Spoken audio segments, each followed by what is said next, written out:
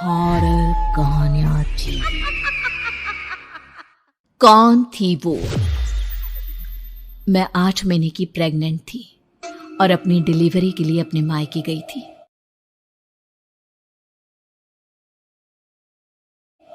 माँ ने मुझे फोन पर बताया, घर के पीछे की तरफ जो खाली जमीन थी ना, वहां पर एक नया कमरा बनवा लिया है।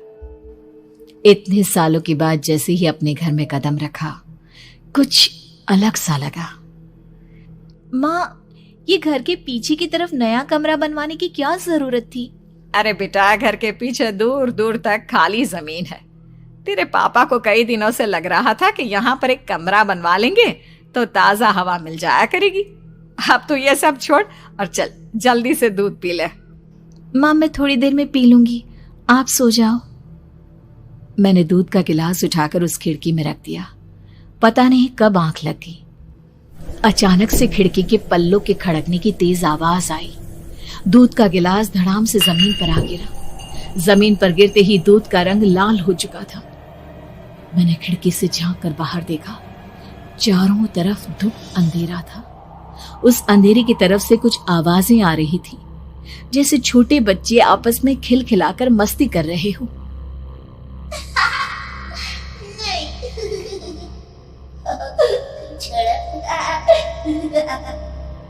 इतनी रात को इतने घनघोर अंधेरे में बच्चों की आवाज कैसे आ रही है?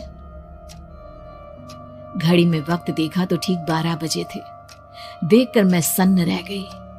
बुरी आत्माओं और भूतों की कई कहानियां मैं सुन चुकी थी। वक्त भी कुछ ऐसा ही था। ऊपर से मैं प्रेग्नेंट।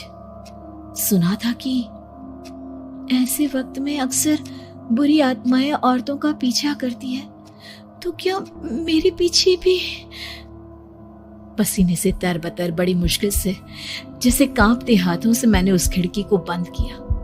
जल्दी से जल्दी उस कमरे से बाहर निकलकर माँ के पास जाने के बारे में सोचा, लेकिन जैसे ही दरवाजे की तरफ पलटी, लगा कोई साया हवा की स्पीड से दरवाजे के सामने से गुजर गया। मेरे गले में अटक कर रह गई। मैं जोर से चीख कर माँ को बुलाना चाहती थी, लेकिन वो आवाज खुद मेरे कानों तक नहीं पहुंच पा रही थी। तो माँ तक कैसे पहुंचती? खिड़की के पल्ले एक बार फिर तेज हवा के झोंके से धड़ाम करके खुल गया और पूरी ताकत से मैं चीख पड़ी। जानती थी मेरी चीख की आवाज सुनकर कुछ ही सेकंड में माँ वहां पहुंच जाएगी, लेकिन ऐसा कुछ हुआ ही नहीं। मेरा कलेजा डर के मारे फटा जा रहा था। आखिर माँ ने मेरी आवाज क्यों नहीं सुनी? इतनी गहरी नींद में तो माँ कभी नहीं सोती। ठीक पीछे खुली हुई वो खिड़की। मुझ में इतनी ताकत नहीं बची थी कि मैं पलटकर उस तरफ देख भी सकूं। हवा का एक सनसनाता हुआ झोंका उसी वक्त मेरे कानों से आकर टकराया। लगा जैसे किसी ने दबी हुई आवाज में धीरे से मुझसे कहा, चली जाओ यहाँ से। मैंने दोनों हाथ अपने कानों पर रख लिए और एक बार फिर ताकत लगाकर जोर से चीखने की कोशिश की। माँ! पापा! मेरी आवाज उस कमरे की दीवारों से टकराकर वापस मुझे ही सुनाई दे रही थी। जितनी ताकत के साथ मैंने चीखने की कोशिश की थी, कुछ ही देर बाद उससे कहीं ज्यादा तेज और दर्दनाक चीख मुझे सुनाई देने लगी।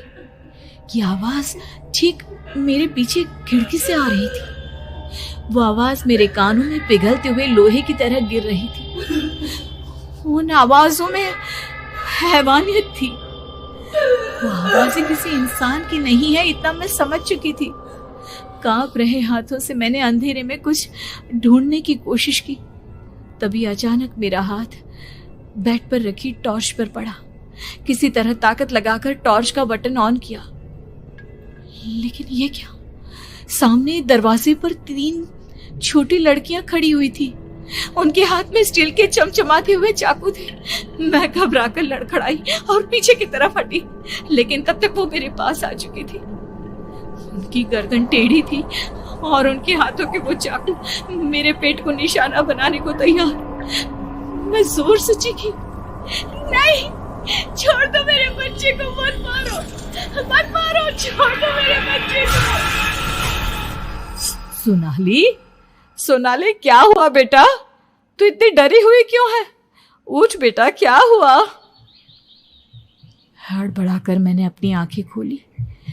देखा तो दिन निकल आया था। माँ मुझे जगा रही थी। मेरा चेहरा पूरा पसीने से लथपथ था। क्या हुआ बेटा? तुमने कोई बुरा सपना देखा क्या?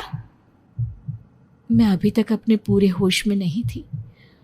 वो मेरे बच्चे को मार देगी माँ। वो लड़की मेरे बच्चे को। मैंने घबराकर अपने पेट को छुआ। सब कुछ ठीक था। और वो दूध जो रात को यहाँ पर गिर गया था, उसका रंग लाल हो गया था। माँ ने हंसते हुए दूध का गिलास मुझे दिखाया। तुमने दूध पिया ही नहीं, पूरा का पूरा ऐसे ही रखा हुआ है। तुमसे कहा था ना सोनाली, सेहत के लिए लापरवाही ठीक नहीं बेटा। लेकिन मैंने तो सब कुछ अपनी खुली आंखों से देखा था। ये सपना कैसे